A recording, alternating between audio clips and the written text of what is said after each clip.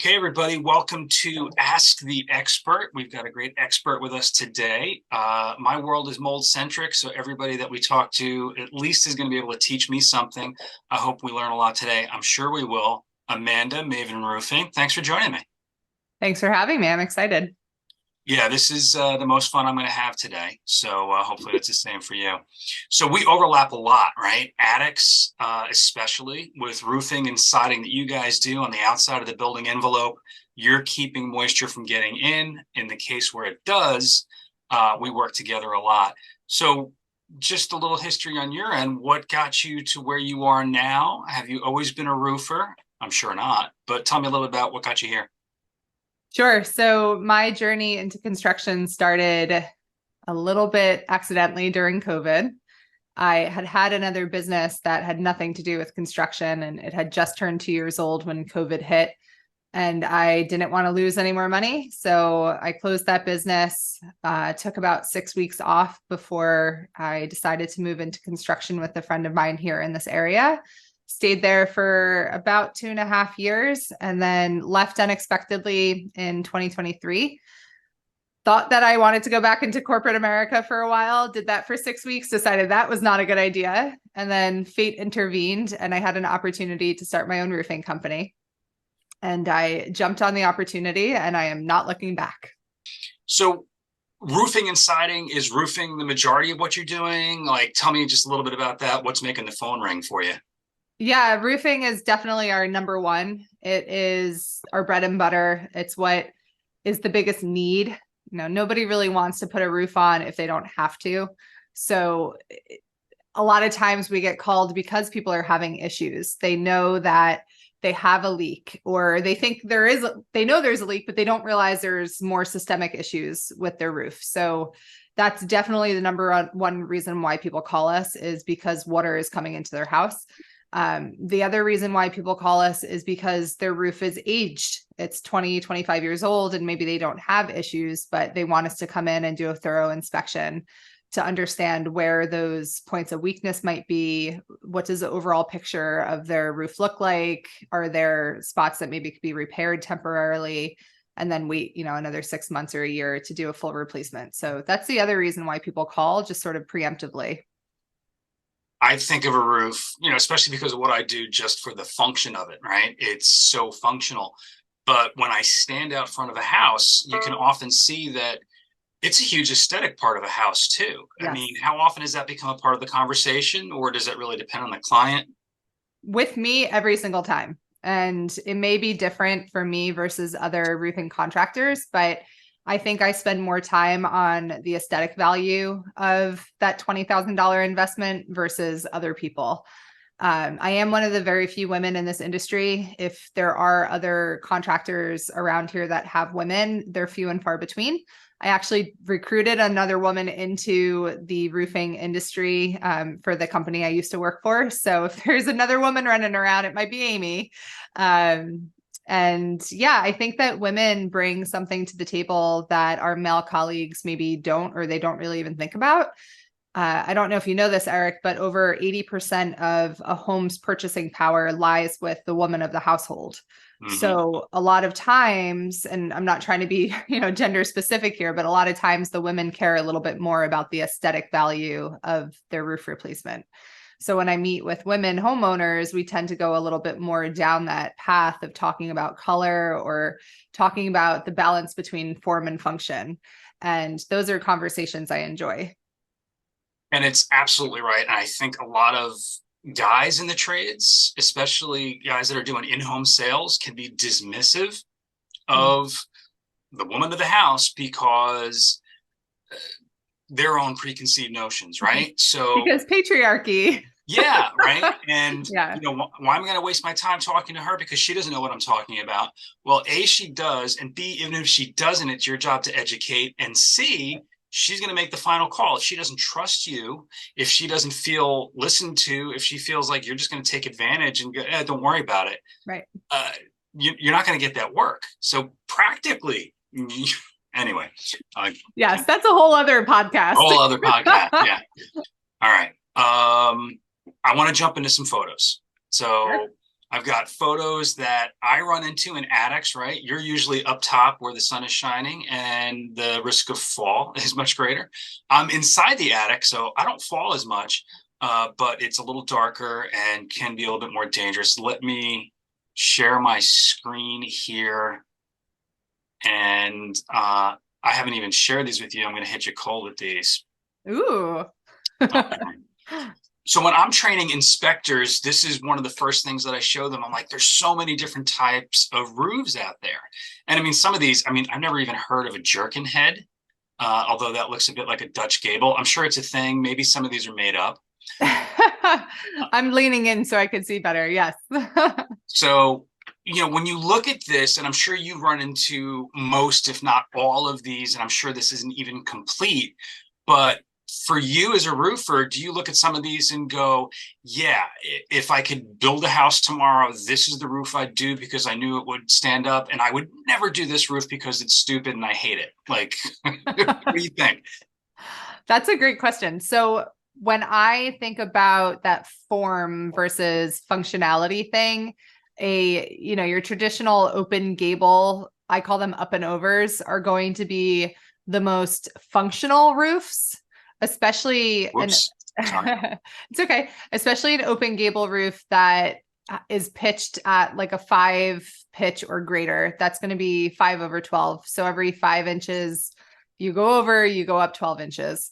That's like a nice gentle pitch. Anything shallower than that, like a 4 and a 3 pitch, you're opening yourself up to water sitting on the roof. So from that, functional perspective, I would definitely choose an open gable at a 5 pitch or more. Now, from a form or an aesthetic perspective, I love hip style roofs. I think they are very pretty. I like the cross-hipped roof that you have on the 3rd row to the right, Yep. where you have some valley interest. You're creating valleys and architectural detail. So for that, I think I would choose a cross-hipped roof probably for my own roof, and then throw in some dormers here and there. Yeah, I think aesthetically we see a lot of hip and valley and cross hip, which looks great and also allows for, I guess in a lot of cases, better runoff than you would if you just had a flat roof coming off the side, right? But some challenges on the inside. So that's my next picture, which I jumped ahead a minute ago. So this is inside the attic, where we've got all of these hips and dormers.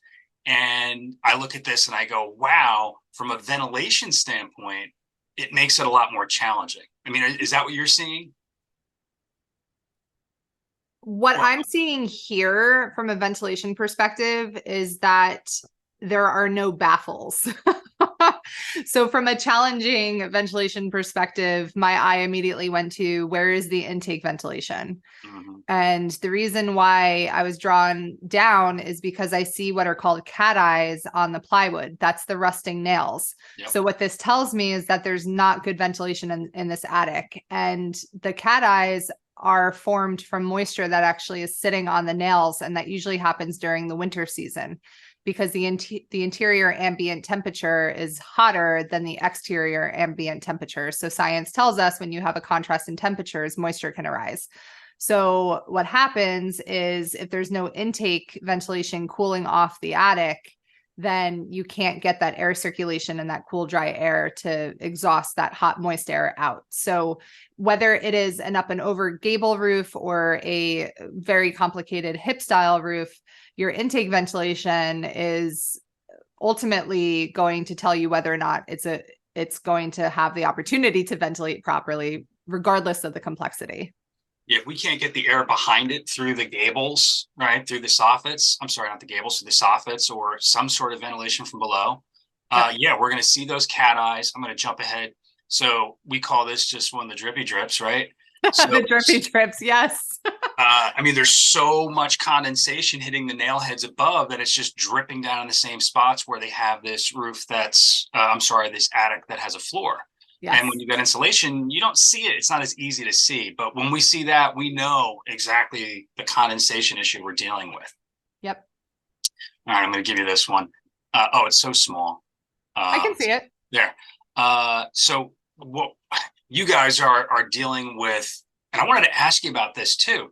So that heat of the summer, right? We've got the winter, everything freezes, but the heat that's hitting this sheathing, this decking all summer long, especially on southern exposure. Are there types of shingles or colors of shingles or things that you guys do to reduce that, or we don't need to? It's built to withstand that kind of heat. I think the simplest response is it's definitely built to withstand that heat to a degree. Now, dry heat is different than moist heat, as you know.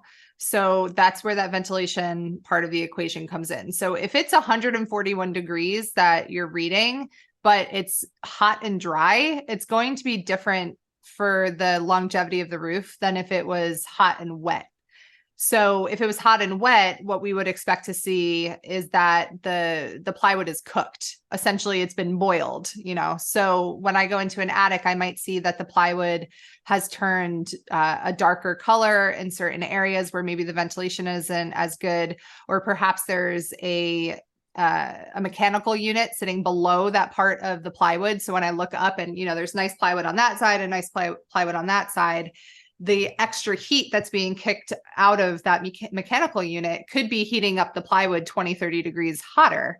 So, you know, your temperature might be 120 degrees generally in the attic, but then it's 150 degrees on that plywood right above that mechanical unit. So there's certainly ways that you can decrease the temperature in an attic, and that could be through proper exhaust ventilation, like a wired vent fan, putting a different shingle on. So in certain areas of the country, there are shingles that have a cool technology to them. They reflect more UV exposure.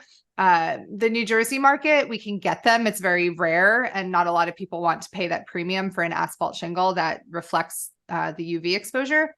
There are products on the market, such as rubber roofing. One company that I've actually started exploring and offering to my customers is called EuroShield. And EuroShield is made out of recycled tires. And there is some really great data and videos coming out of the EuroShield manufacturer that's showing a decrease in interior temperature in attic spaces once that EuroShield roof is installed. So yes, there are definitely ways to decrease that temperature, but in New Jersey, we don't necessarily have to reduce the temperature unless you have mechanical units up there that you want to sort of extend the life of, because the hotter those units get, the lesser time that they're going to have to perform. We find that in typical seasonal humidity, lack of appropriate ventilation attics, we're going to see heavier growth on the north-facing elevations underside of the decking.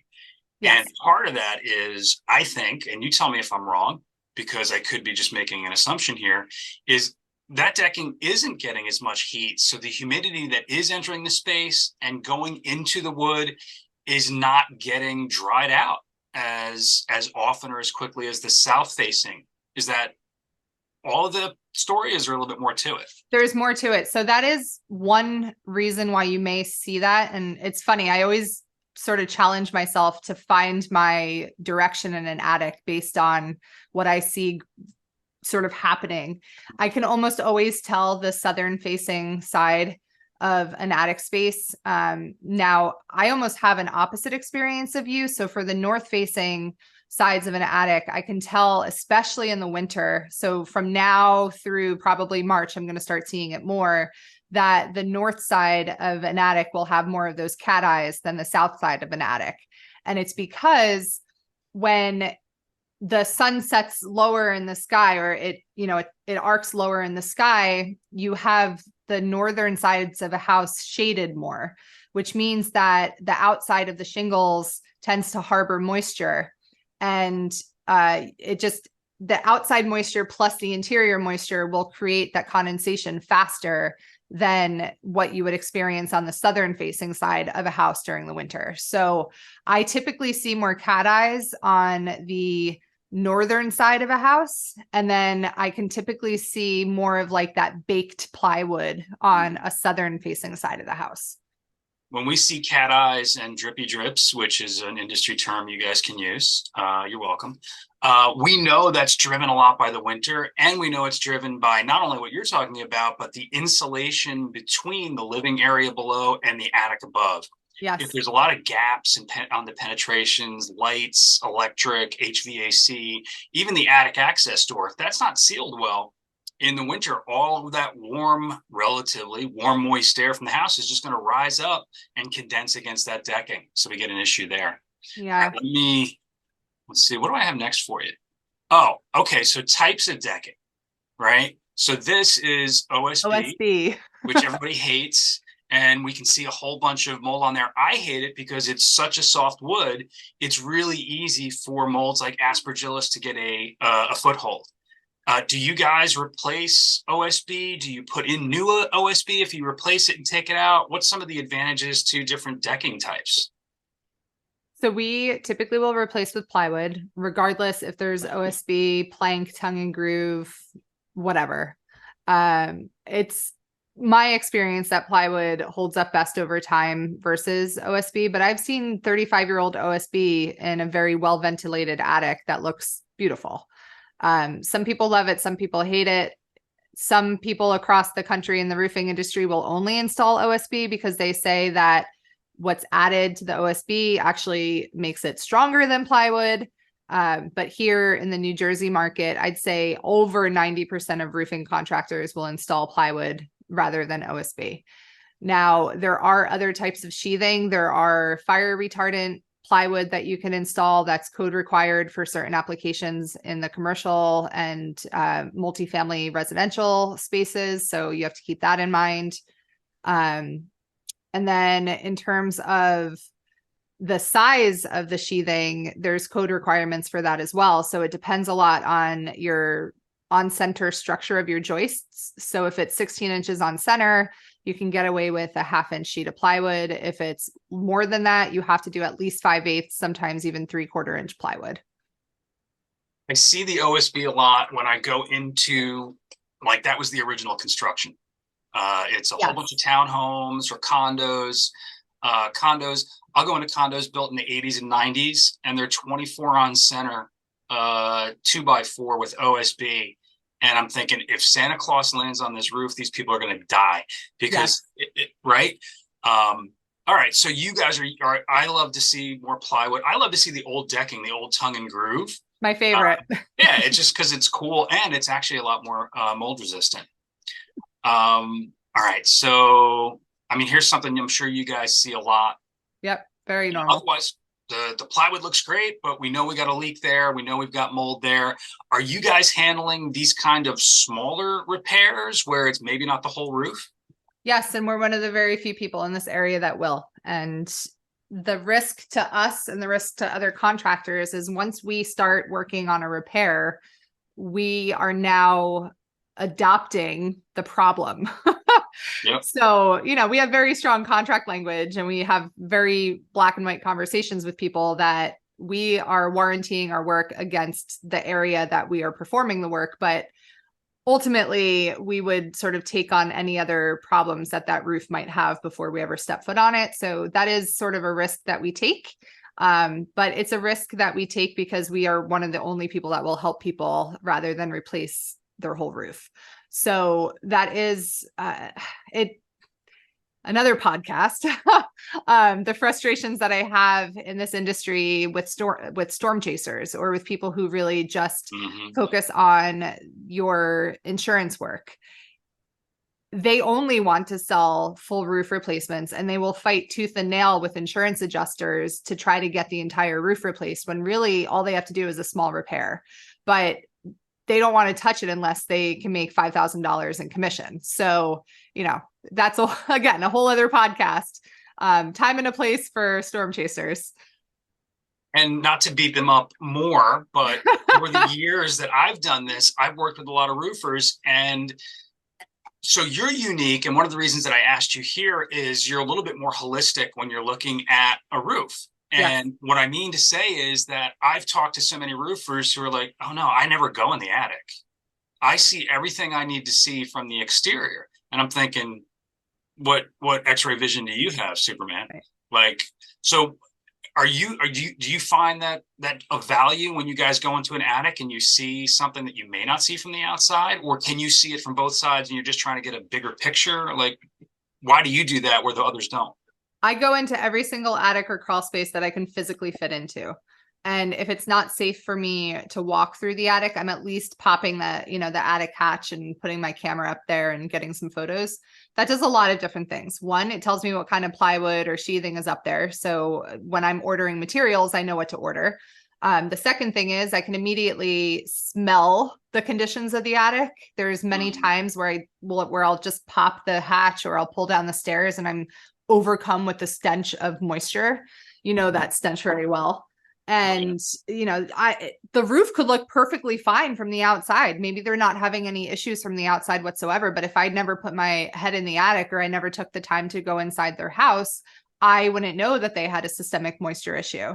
So that when I got there to do the roof replacement, it's possible that all 100% of the plywood would have had to be replaced.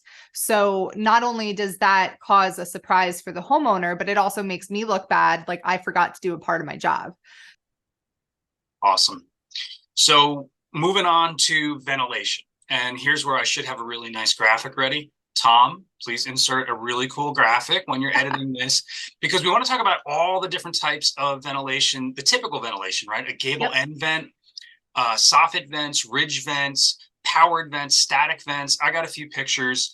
I know that every roof has different needs. So do you have a favorite, or how do you figure out what's the right ventilation for every roof? And I'll just kind of scroll through some pictures while you educate me. Sure. So I love to see completely naked attics in terms of insulation on the actual plywood or on the rafters. So you're going to notice a lot of people trying to sell homeowners encapsulated attic spaces these days, and they may be really great for other markets. I don't think encapsulating an attic completely is the right solution for New Jersey. That's a whole science that I know a little bit about, but I don't feel overly qualified to dive deep into.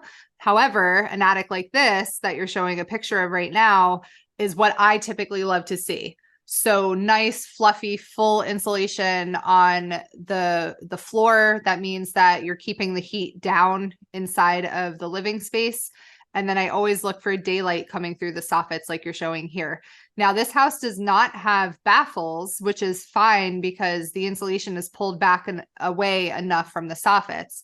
In situations where maybe the soffit isn't so large, a baffle is necessary to create that 1 to 2 inch channel of airflow from a smaller soffit into the attic space. Everything about this picture I'm a fan of. So that could have a ridge vent.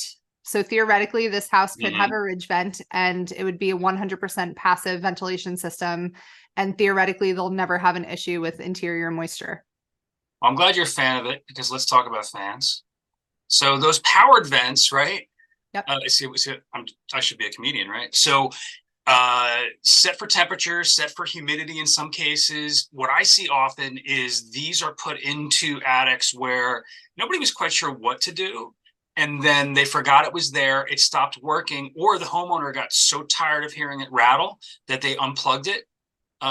What's your feeling on these? Should they be used? When should they be used, or never? So lesson number 1, I do not like thermostat only attic fans. Whenever I go into an attic and I see a thermostat only attic fan, whether it is 2 months old or 20 years old, I recommend replacing it with a humidistat thermostat attic fan. So that's sort of point number 1. Point number 2 is they make different size attic fans. So if you have a small attic, you can get an attic fan that has less power, so it will make less noise.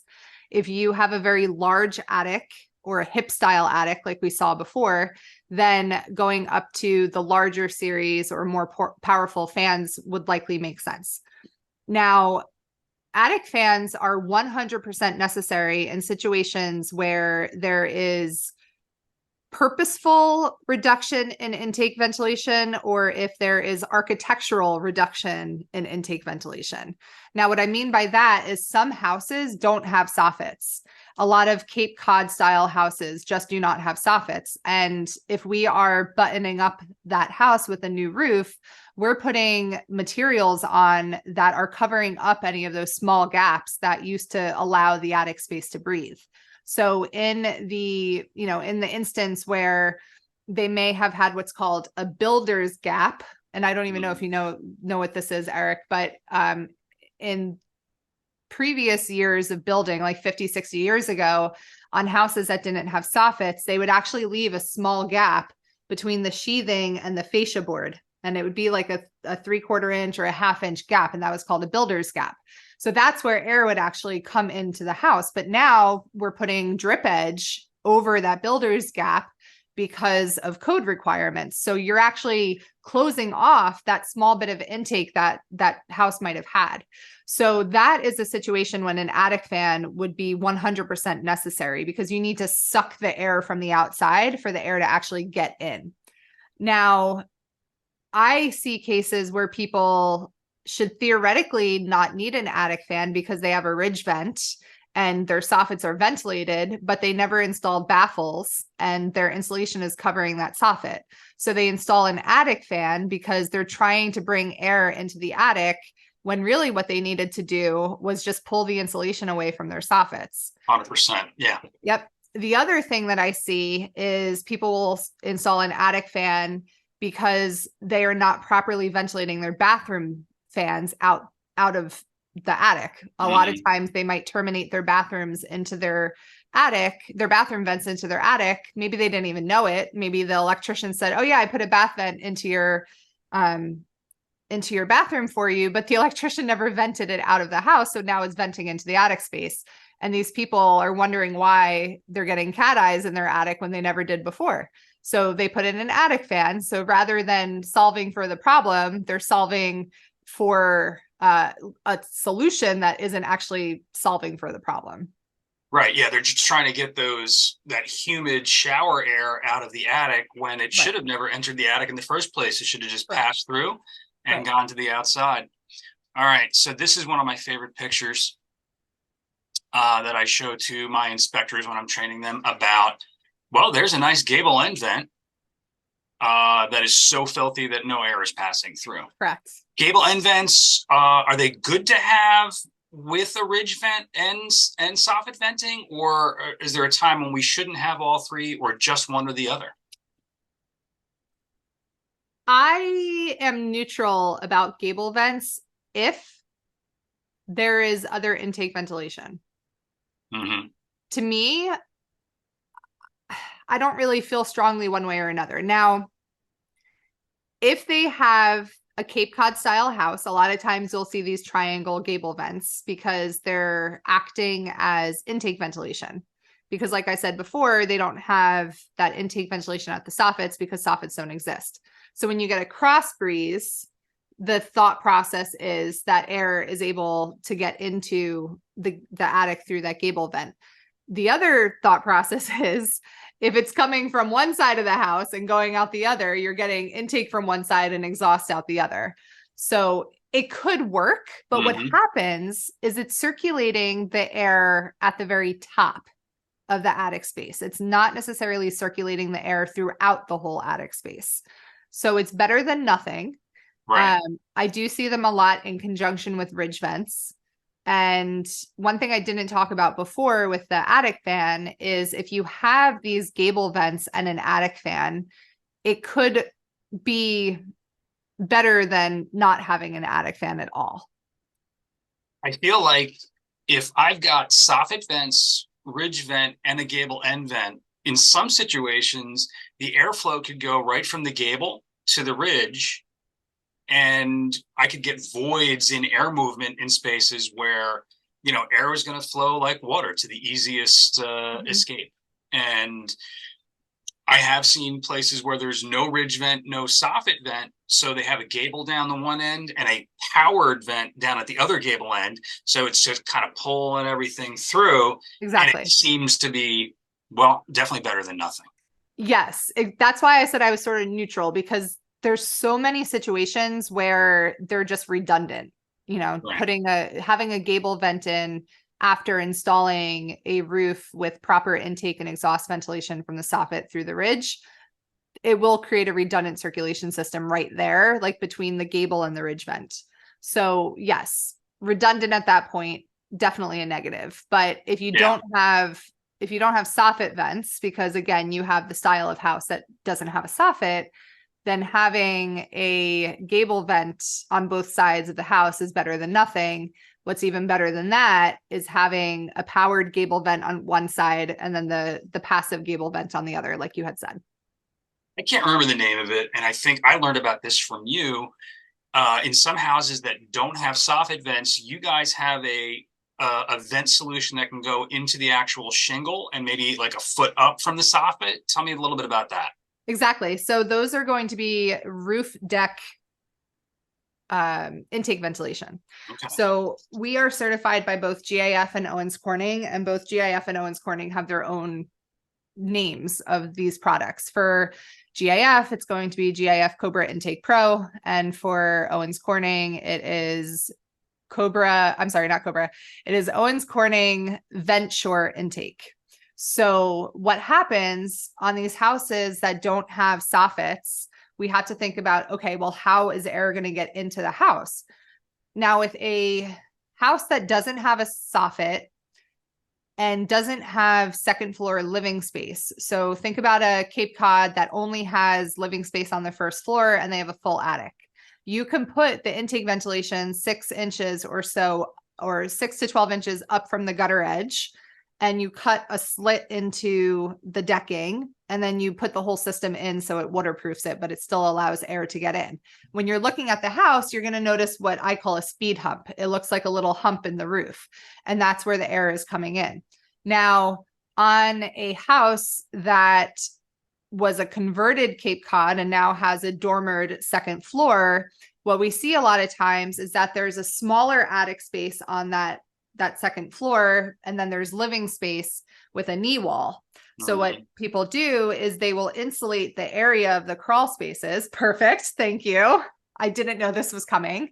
So they insulate the attic space basically where we would normally put that intake ventilation. So what we have to do is an upslope intake. So right where that knee wall and the sheetrock meet, Eric, by that hatch, by that crawl space door. So right where it starts to go up on a diagonal on the outside of the house is where we would actually install the intake ventilation. So that's called an upslope intake installation. Oh, see, I didn't know about that one. Upslope. Yep, upslope intake installation. So you can sort of see they have that foil backed insulation in the crawl space against the roof deck. Good eye. I'm not a massive fan of that. I'd rather see that was what I say naked. It doesn't have insulation there. That way the air can travel into that crawl space as well from below if there was a soffit, or if we had to put intake ventilation into that crawl space. And then you would have everything inside of the crawl space insulated, the wall against the sheetrock, and you can even insulate the floor if you wanted to. So I've thought about these situations a lot, and we've opened them up. These Cape Cods that are at a level, they push out dormers, right? You see this a lot in New Jersey, and I'm sure in other states. So often we'll see that foil-faced insulation on the underside of the decking in the crawl attic, or we call it the knee attic, and they want to use that for storage. And then that insulation continues all the way up. So now we get to here, and I've got drywall, insulation, decking. That's it. Yeah. What's your thought about baffles all the way to the ridge and then the ridge being open? That's exactly what you should be doing. See, I could be a roofer. I could be a mold specialist. Right? And then what they do is they should insulate these walls. Yes. Right? And then get rid of this louvered door here and put a actual insulated door. You can still have storage in there, but it's going to be an unconditioned space. So more of attic storage, less closet storage. 100%. And it's ultimately healthier for the house, and it's healthier for the people living in there. See, I know I got the right person on the phone. All right. I know we spent a year on ventilation. I got two quick more photos for you before we move on. So this is me in an attic looking directly up at the ridge, which had been cut for a ridge vent. And at some point, a roofer had come in, taken out the ridge vent, and shingled over it. And I was like, I said about, I was really frustrated, right? Because this client's got issues, they don't know why, and they had a roofer come in and just kind of slap it over. But then I talked to somebody who said, hey, sometimes you don't want a ridge vent. Correct. And that could have been the case here. So tell me a little bit about what's a typical situation where a ridge vent is not a good idea. So do you know if this house was a hip style roof, or was it a gable style roof? Do you remember? I don't remember. Okay. So what I see a lot when I find a ridge vent closed over is it's often in a home that was a hip style roof that they should have never put a ridge vent on in the first place. So hip style roofs typically require an active ventilation system because there's a whole calculation. There's a science behind it called NFA, net free area. There's a calculation between intake and exhaust. And a lot of times there's not enough exhaust function to the amount of intake ventilation that they have.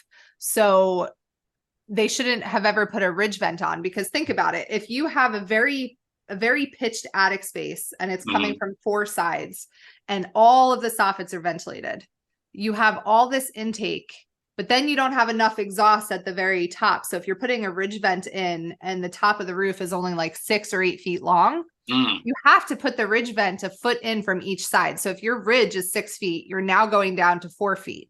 So you have potentially, let's say 120 linear feet of ventilation at the intake, but then you have this 4 foot of linear exhaust at the ridge. That's not enough space for that 120 linear feet of air to come into the attic space and then go out. So that's why we may actually cover over a ridge vent that should have never been there. And then we'll put in a high powered attic fan so that it allows all that wonderful intake ventilation to actually work properly. Yeah, that makes a lot of sense. And I didn't think about it. I was going into it when I started and I was like, everybody needs to have ridge and everybody needs to have soffit. And, there's no one size fits all. I should have known better. So in that hip, right? Yep. So when I look at this kind of configuration, I'm looking up the corner of that roof coming up, and there's the hip. I got a static vent here. I'm always worried about this space, right? Because there's that beam that's closing off that air. Is that something we should be worried about? Or is that going to work itself out if we've got these static vents or powered vents in other cases? Right. So that's why I always recommend an attic fan in a hip style roof, because you have those voids, you have those areas that are not getting that exhaust ventilation. So if this is a situation where I'm looking at the screen right now. So the left-hand side where there isn't that static vent, if that was your north facing side of the house, that's going to harbor a lot more moisture. And then where your vent is, that's only ventilating a very small section of that side of the roof.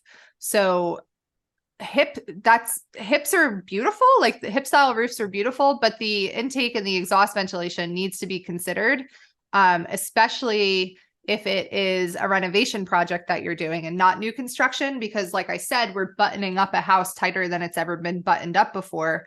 So something that may have worked in the past from a ventilation perspective might not work in the future after we cut off all of the haphazard intake ventilation. Yeah. And it's, I love, so from a mold guy perspective, if I roll up to a house, and those McMansions that were built between like the late 80s, early 2000s, they're brick face fronts and vinyl siding sides, and they've got hip and valley roofs and no soffits, and they've got, like dental trim. Oh, yeah. They're all over Long Valley and Randolph. Yep. And I roll up to those and I go, oh man, I can't wait to get in the attic. That's going to be a moldy attic and it's going to be great for me. So I love that part. And I go up there and I do my thing.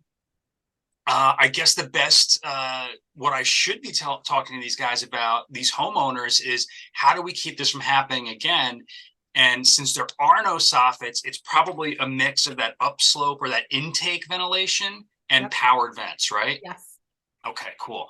Yep. Because it's huge for us to be able to go in and do a remediation and do everything that we can to keep it from happening again. But we have to give them, our clients, some sort of, hey, here's the preventative measures that need to happen in the future. So that's why Right. somebody like you is such a huge resource to us. And vice versa. So I can come in and do what needs to be done on the roofing side, but hey, guess what? Those joists that are left over because we're not replacing them, they're still moldy. And I don't know how long mold stays, Eric, because I'm not the mold expert, but if I put brand new plywood on a roof and, re-roofed the entire thing, I took all 100% of plywood off and I maintain the joists or the rafters and those are all moldy, what happens? Like, does that mold then transfer to the dry plywood or does it stay on the wet joists? So it depends on a lot. First, how dry is the plywood? I mean, we're dealing with Home Depot wood half the time that was just waved at a kiln before they get it to us. So the moisture of the dimensional lumber and the plywood that we're using today versus 25 years ago, Right. it used to be 10% moisture content. Now it's been sitting out in an open lumber yard getting rained on. So it does come in many cases wet. And even if it doesn't, we're going to get days where it's weeks of humidity. So you can ventilate all you want, but that 80-90% humidity is just going to slowly seep into the wood. Any humidity consistently over 60% RH is going to push into hygroscopic surfaces, meaning wood, cardboard, anything that can take in moisture. And as soon as that happens, a mold like Aspergillus that's hanging out on the joist is going to go, yay, and hop over, because not only is plywood easier for Aspergillus to eat, it's now wet. It's the perfect environment. Got it. So, the ventilation's great, but if we leave active colonies on the joists, or for whatever reason they don't take the ventilation steps that they're supposed to, the mold is definitely going to reoccur. So what I'm hearing you say is every single time I get into an attic where I see mold not just growing on the plywood, but I also see it growing on the joists, I should be giving people your number and say, after we're done with your roof, call Eric to make sure that he actually remediates what we can't take off. Yeah, and I like to come in after you guys. If you guys are replacing decking, I love to come in afterwards, because not only are we now going to be able to address any sheathing that was left behind because it was good structurally, Right. but yeah, then we can take care of the joists. And in the case where we can't always guarantee optimal ventilation, right? So in those cases, then we can also come in and we can coat and treat the exposed raw lumber. We Right. dry it out, we put a clear coat on it, so those periods of heavy humidity don't penetrate into the wood. Got it. So you're encapsulating the wood. We go into a lot of attics where the old style mold remediation was spray some bleach on it, which is really good at getting rid of the stain, and then hit it with Kills or some sort of like mildew-proof primer, which is that white. Right. And so then what happens is 6 months, 6 years later, it all depends. All that mold that didn't get killed was made invisible by the bleach, breaks through, and now not only do we have to remove mold, we have to remove that old coating. We got to get it all off. So I'm in there with a dry ice blaster, removing all of the mistakes of the past. And then what? You have to remove all of that insulation too, because now the insulation is harboring the mold and mildew. Correct. The insulation, for the most part, all of it is fiberglass. So it's not a material that will support mold growth, but you're harboring a bunch of spores in there. Right. And now it's just holding it against the top side of your drywall in the ceilings below.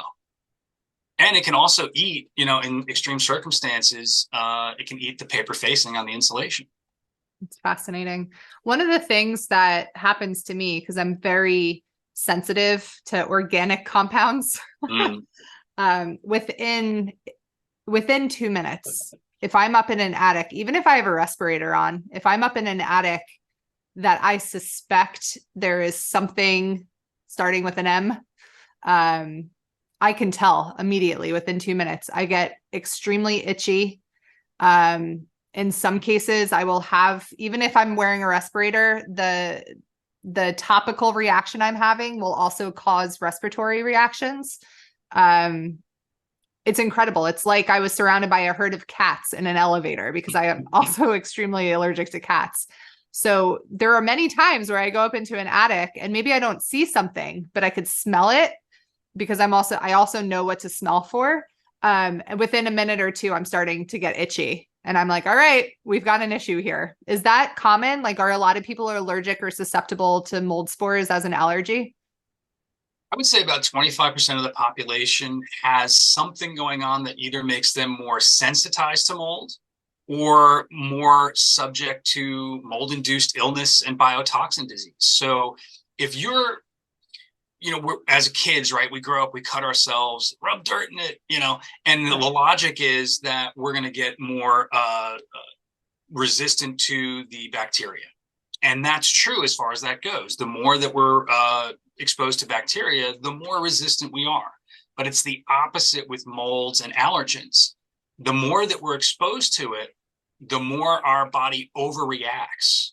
And you could have no problem with pollen and spores and hay fever and stuff when we're younger.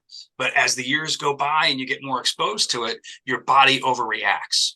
So it's kind of the opposite, and it's not really intuitive. So people that are immunocompromised, people that have a genetic predisposition to be susceptible to mold, folks that have interstitial lung disease, asthma, things like that. And we always think about the respiratory issues, but yes, skin and skin irritation is huge. And that's just one of the ways our body's just inflaming itself to try and fight off whatever it is we're being exposed to. For me, my nose isn't as sharp. I've got to really get in. You'd think a mold guy should have a good nose, right?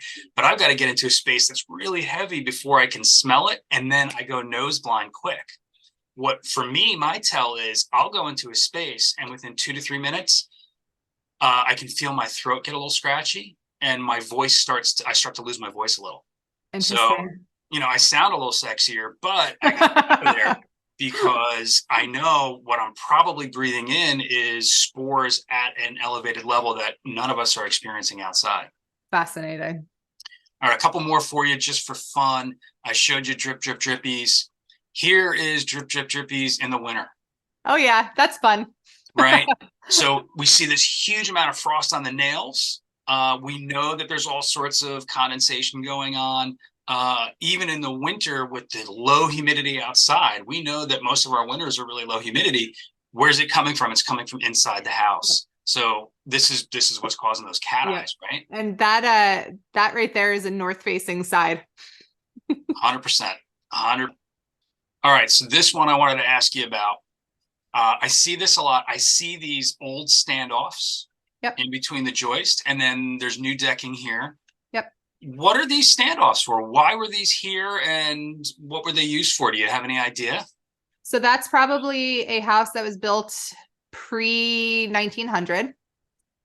Based on the lumber that I'm seeing, that looks like a 2x6 joist, an actual 2x6 joist.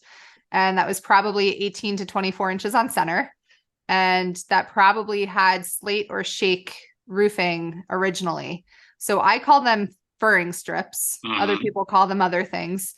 So what happened at some point is this old home had a roof that was either slate or shake. It was taken off, and then they put plywood over the furring strips because that structure of the joist was so far apart that if they took off the furring strips, the plywood would have probably been bouncy.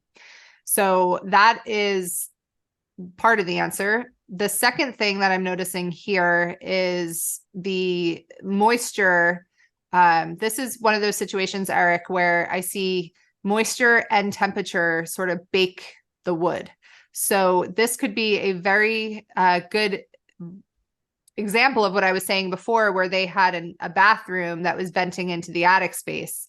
The rest of the decking may have looked good. This one particular area is terrible. And it's probably because there was a living space underneath that was releasing a lot of humidity. You're so good. I hit you with this cold. I didn't even tell her this was coming. I was like, let me just throw this one in here and see if she knows. And you're so good. I get a lot of these questions from my guys. They're like, why would they put these trips this way?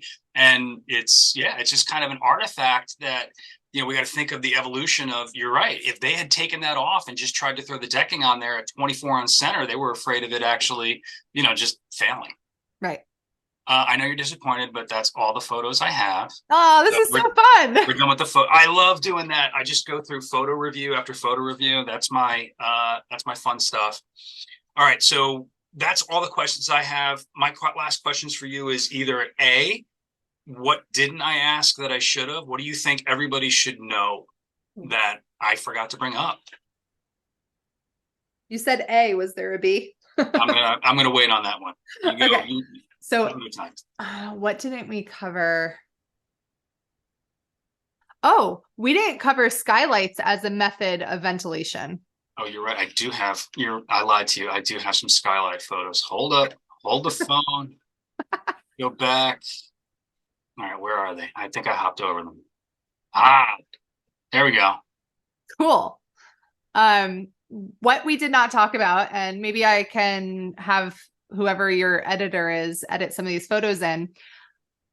There are situations where houses have immense moisture internally and you don't have any method of venting that space except for putting in skylights. And you can see here, this is probably a bathroom from what I'm looking at. And that's a crank style or a manual operating skylight. Now, that's great in theory, but if you're watching this and you have crank style skylights, how many times have you opened them? Probably I'm not not climbing very up many. there. So not too many people actually operate their manual operating skylights. So your bathroom is harboring that humidity. This could also be seen in like an interior greenhouse area or a solarium inside of a home that can be harboring a lot of moisture that have these crank style skylights. What we do is we actually take out those crank style skylights and install solar operating skylights that you can operate from a panel that we put on your wall.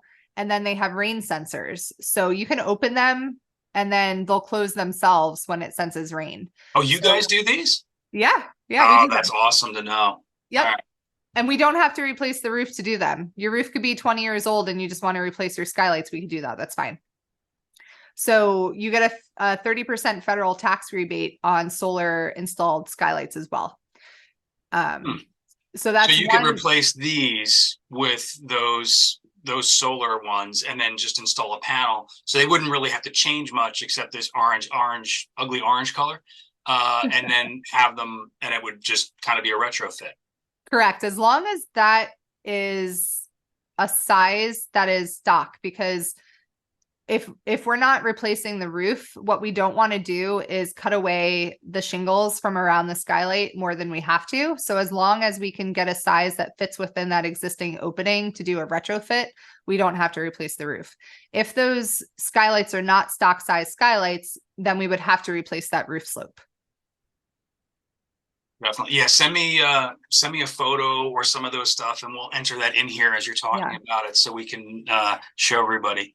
The other thing I want to talk about really quick, Eric, with skylights is if you have, it's not too many people that have this, but if you have a home that has an indoor pool, it is extremely important to have proper ventilation. We did a roof replacement back in July. It was right around July 4th. In a home in Morristown where they had an indoor pool and they had extremely bad ventilation in their pool room. And they had manual operating skylights, but they never opened them. So when we took the roof off, the entire roof surface on the A-frame or gable style roof over the pool was shot. So not only did we have to replace all of that, but then we had to replace the 4 skylights with solar operating skylights. And that was like $11,000 or $12,000 in skylights alone because they were massive. Wow. But they did get $3,000 back because of the federal tax rebate. So yes, it is very important to make sure if you've got extremely moist areas in your home that you're ventilating them through skylights. Love it. Yeah, it's I've always, when I'll go into those spaces, like if I go out, I don't have a pool in my house. But when I go into interior pools and hotels and spas and things like that, I'm always looking around to see, like, why isn't everything moldy? And they usually have just, like huge commercial, ventilation Yeah, systems. and dehumidifiers. Yeah, just dehumidifiers out the wazoo, and just some way to ventilate that out. So Yeah. totally makes sense. And then for you, what is the here's the B to the A, unless you have anything else on skylights. Nope. I love this is like, so everybody's got a story. Who's that craziest client? What was that craziest house? What was that weirdest thing? Like you opened up the decking and you found a skeleton laying in the attic. Like, tell me that story. Actually, I just went to a hotel. I won't name it, but I went to a hotel in Mars County and they were having a bunch of leaks in the rooms. And I went into the attic space above these rooms. And I noticed as I was getting further into the attic, things started looking different. And I turned to the maintenance supervisor and I go, was there a fire in this building? And turns out there was a fire and they never replaced they never replaced the decking that had been essentially heated, it like superheated from the fire, but they never replaced the decking on the roof surface after the fire. So everything was scalded. So the plywood was scalded, the joists were scalded, and you could see that part of it was replaced because I'm assuming that's where the flames hit. But there was areas that clearly the flames didn't hit, but it was really hot and it baked the wood. And I just would have thought that whole thing would have had to been redone, but I don't know if that was somebody trying to hide something and get away with it. But yeah, that was probably the craziest thing that I saw recently that I just couldn't believe was ever given a certificate of occupancy. I'm amazed how many times, especially hotels and commercial properties, take shortcuts and do things that are just really bad decisions. And so we do smoke and fire. It's not one of the primary things we do, and it's always insurance driven. But a lot of times I'll see hotels go, all right, we'll get somebody in to write up a estimate on the water damage restoration, on the fire smoke restoration, and then they give it to their internal maintenance staff to do. And hey, you know what? We're going to get a $50,000 claim on this, but you guys do it for 20. We'll pocket the 30, and nobody's the wiser. In the meantime, yeah, you've got these surfaces that are failing, and or rooms that are, full of mold and moisture, or soot and ash is an airborne contaminant. Yeah. So if we don't get that out of the air and people are breathing in ash and soot, and in some cases silicates and who knows what else has been delaminated or broken apart by that heat and that flame, now, oh, I just got an asthma attack and I don't know why. Yeah, because that jerk off decided to short shift the job. Yeah, that just sort of screamed red flags to me. Absolutely. Boutique hotels, independently owned, I love to work with them. If it's a name that you see over and over, I usually say, I try to price myself out of helping. And then this way, if they do bring me in, all right, I've got enough money that I can have a million phone calls, because that's what it's going to take to get it right. Awesome. We're at 11:35. We've done an hour and 5 minutes. I don't have a way to see the time. This is great. It went really fast, right? This is fun. I love talking to somebody who knows what they're talking about. Same. You got anything else you want to put in before I do our outro and stop?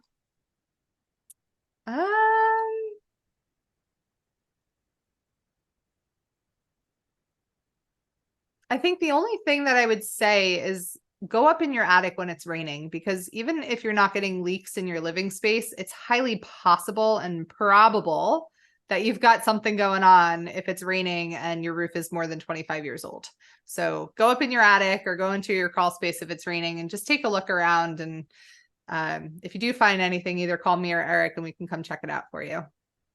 100%. Sure. All right. So, guys, for those of you who are looking at this and you're mold remediators, your moisture guys, your home inspectors, You need to know your trades. You need to know who to go to, who's going to be able to help out your client and you. You don't know everything. And there are people out there who do know something that you don't know. So stand on the shoulders of giants like Amanda. And this way you could be a better service to your clients and actually know what you're doing. Amanda, thanks so much for your time. I really appreciate it. This was fun, Eric. Thanks so much. I'll see you out in the field for sure. Yeah, probably at our next referral. Exactly.